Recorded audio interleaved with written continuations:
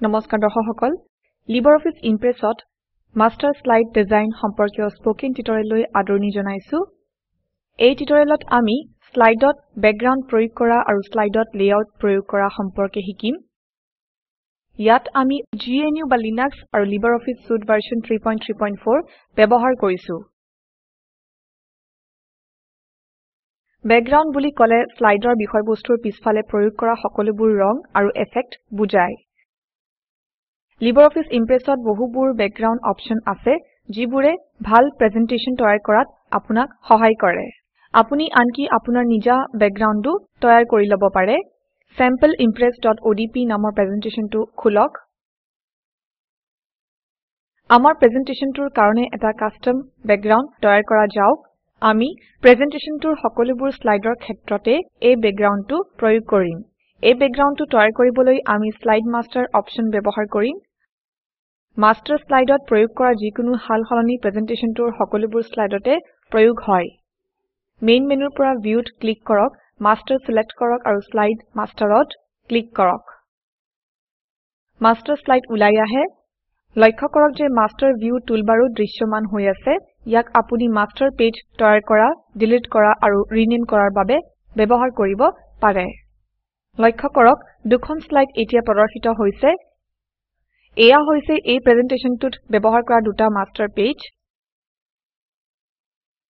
task পেনৰ পৰা master পেজত click কৰক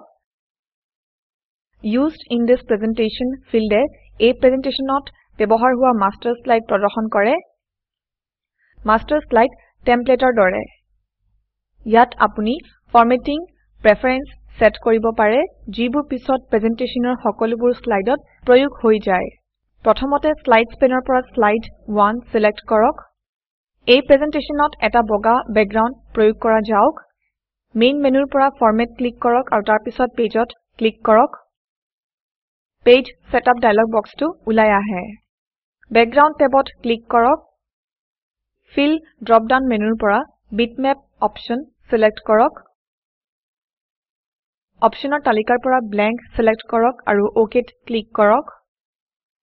স্লাইডখনৰ এটা বগা বেকগ্ৰাউণ্ড পোৱা গল লক্ষ্য কৰক যে তাত থকা টেক্সটৰ ৰং বেকগ্ৰাউণ্ডৰ বিপৰীতে স্পষ্টকৈ দেখা পোৱা হোৱা নাই সদায় বেকগ্ৰাউণ্ডৰ বিপৰীতে স্পষ্টকৈ দেখা পোৱাৰ ৰং বাছনি কৰিব টেক্সটৰ ৰং কলা কৰা যাওক ইয়ে বগা বেকগ্ৰাউণ্ডৰ বিপৰীতে টেক্সটখিনি স্পষ্টকৈ দেখা পোৱা কৰিব প্ৰথমতে টেক্সটখিনি সিলেক্ট কৰক মেইন মেনুৰ পৰা ফৰমেটত ক্লিক কৰক আৰু ক্যাৰেক্টাৰ সিলেক্ট কৰক ক্যাৰেক্টাৰ ডায়লগ বক্স ওলাই আহে ক্যাৰেক্টাৰ ডায়লগ বক্সৰ ফন্ট এফেক্টছ টেবত ক্লিক কৰক ফন্ট কালাৰ ড্ৰপ ডাউনৰ পৰা ব্লেক সিলেক্ট কৰক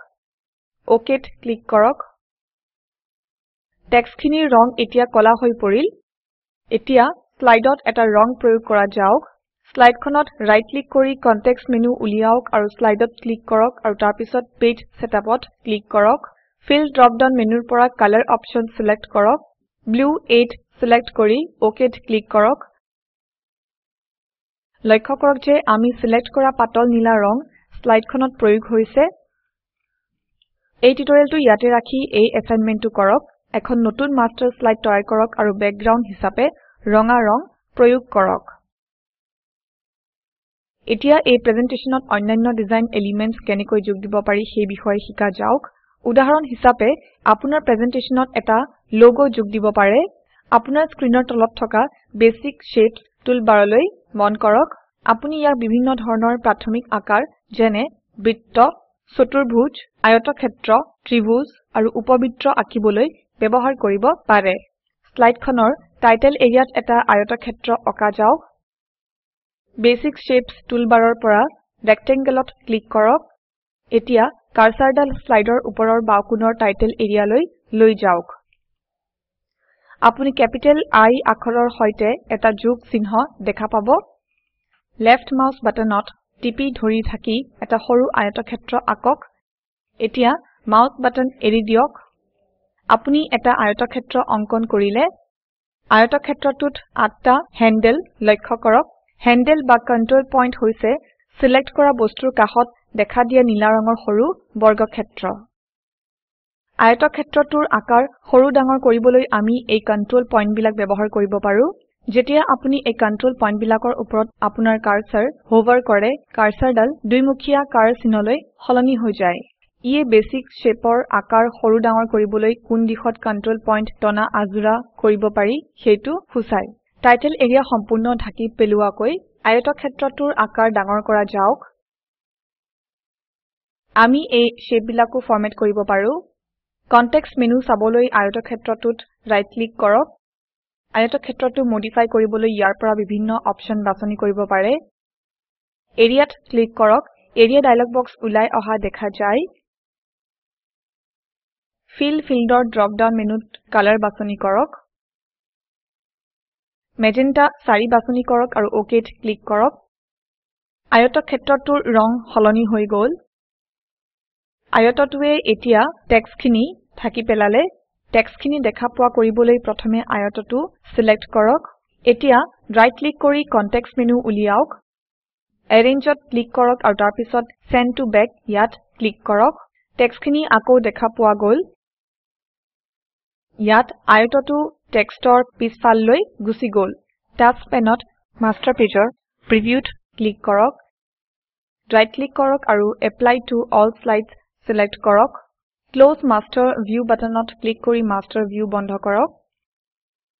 মাষ্টাৰত কৰা ফৰমেটিংৰ হালসলনি এতিয়া প্ৰেজেন্টেচনটোৰ সকলোবোৰ স্লাইডতে প্ৰয়োগ হল লক্ষ্য কৰক যে আয়তক্ষেত্ৰটো সকলোবোৰ পেজত প্ৰদৰ্শিত হৈছে এতিয়া স্লাইডৰ লেআউট হালসলনি কৰিবলৈ শিকা যাওক লেআউট কি লেআউট হৈছে কন্টেন্টৰ বাবে প্লেস হোল্ডাৰৰ সৈতে আগতীয়াকৈ ফৰমেট কৰি থোৱা স্লাইড টেমপ্লেট স্লাইড লেআউট চাবৰ বাবে ৰাইট পেনেলৰ পৰা লেআউটত ক্লিক কৰক ইমপ্ৰেছত থকা লেআউট বিলাক প্ৰদৰ্শিত হৈছে লেআউট থাম্বনেইল বিলাক মন কৰক প্ৰয়োগ কৰাৰ পিছত স্লাইডখন কেনেকুৱা দেখা যাব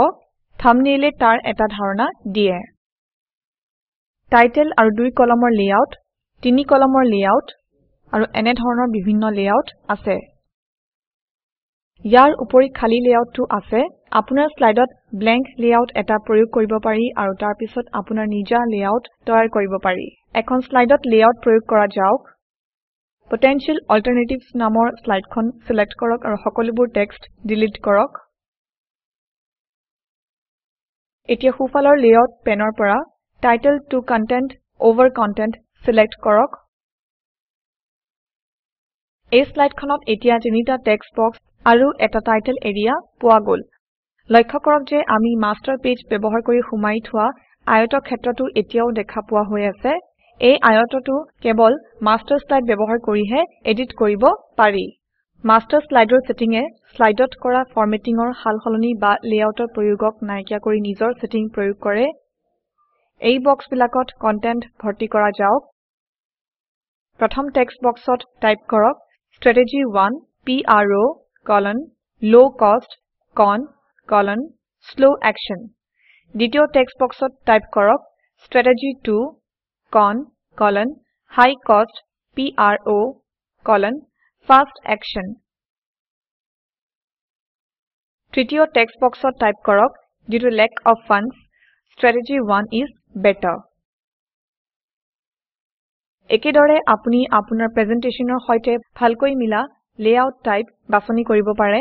ইয়াতে এই টিউটৰিয়েলৰ অন্ত পৰিছে এই টিউটৰিয়েলত আমি কেনেকৈ স্লাইডত বেকগ্ৰাউণ্ড প্ৰয়োগ কৰা হয় আৰু স্লাইডত লেআউট প্ৰয়োগ কৰা হয় সেই বিষয়ে শিকিলো আপোনাৰ বাবে এটা এসাইনমেন্ট এখন নতুন মাষ্টাৰ স্লাইড তৈয়াৰ কৰক এটা নতুন বেকগ্ৰাউণ্ড তৈয়াৰ কৰক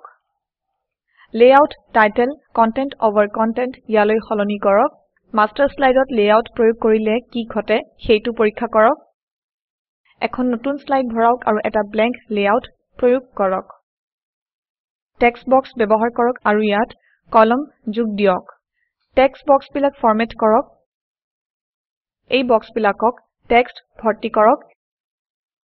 এই লিংকত থকা ভিডিওটো চাওক ইয়াত স্পোকেন টিউটৰিয়েল প্ৰজেক্টৰ সাৰাংশ আছে যদি আপোনাৰ বেণ্ডৱিডথ ভাল নহয় তেনেহলে ইয়াক ডাউনলোড কৰিও চাব পাৰে স্পোকেন টিউটৰিয়েল প্ৰজেক্টৰ দলটিয়ে স্পোকেন টিউটৰিয়েল ব্যৱহাৰ কৰি কৰ্মশালা অনুষ্ঠিত কৰে এটা অনলাইন পৰীক্ষাত উত্তীৰ্ণ হোৱা সকলক প্ৰমাণপত্ৰ প্ৰদান কৰে অধিক জানিবৰ বাবে অনুগ্ৰহ কৰি contact@spoken-tutorial.org এই ঠিকনাত লিখক spoken tutorial project talk to a teacher প্ৰজেক্টৰ এটা অংগ ইয়াক national mission on education through ICT MHRD government of ইণ্ডিয়াই সহায় কৰিছে এই মিছন সম্পৰ্কত অধিক তথ্য spoken-tutorial.org/nmeict-intro এই লিংকত পোৱা যাব এই টিউটৰিয়েল আগবঢ়ালে পল্লভ প্ৰাণ গোস্বামীয়ে আৰু এয়া আছিল মৌচুমী মেধি IIT বম্বেৰ পৰা যোগদানৰ বাবে ধন্যবাদ